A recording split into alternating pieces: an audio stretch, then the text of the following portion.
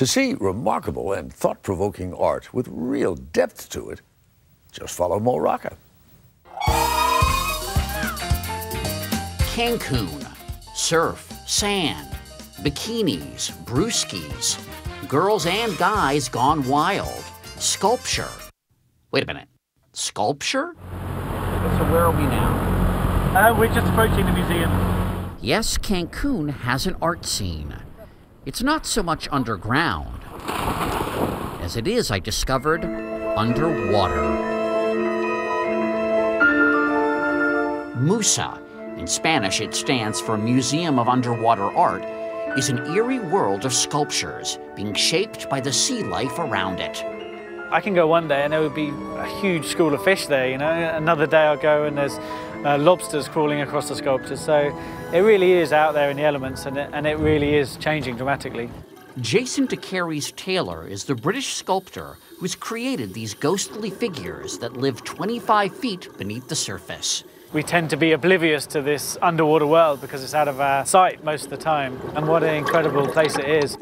The project started when 2 hurricanes devastated the area's coral reefs. It's like explosion. As director of Cancun's national park, Jaime Gonzalez's mission is to protect the reef.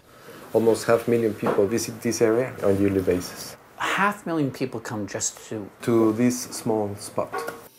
Just touching the reef's living, breathing organisms inflicts harm. After a hurricane, keeping tourists at a distance is crucial to letting the reefs grow back. Some of the areas required some closing. But closing off the reefs permanently would devastate the business of Roberto Diaz, who runs Aqua World, Cancun's largest water tour operator.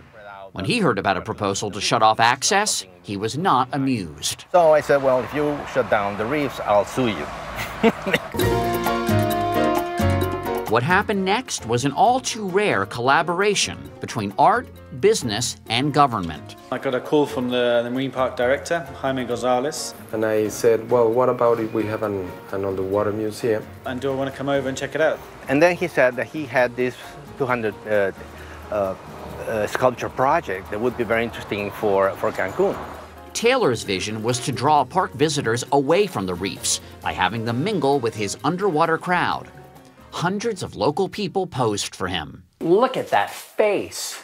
He's brilliant. He was actually the first person I molded when I came here. His name was Joaquin. He had a really pitted face, and it just came out so well in the cast. The process is time-consuming and arduous for the artist and the model. They come in, we have to get all the hair, slick it all back, put Vaseline on it to stop it from sticking to the mold. Taylor's models have come from all walks of life. There's this nun. She was actually my Spanish teacher when I first arrived. And she's 85 years old, one of the oldest people I've ever cast. And this Victoria's Secret model. Good bone structure.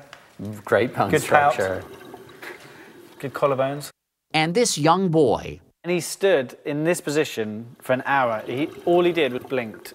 He didn't move, didn't breathe. He was just amazing. The sculptures are made of an ultra-hard concrete that's 20 times stronger than the normal stuff.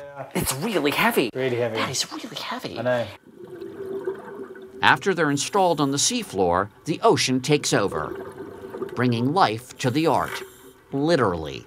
You know, I have a whole little team of helpers underwater that actually do the finishing work, you know. They're more than just statues of local people. Over our underwater lunch, Taylor showed me sculptures set in water 9 feet deep, accessible to snorkelers. This is one way of, you know, changing people's attitudes towards the ocean and towards the reefs.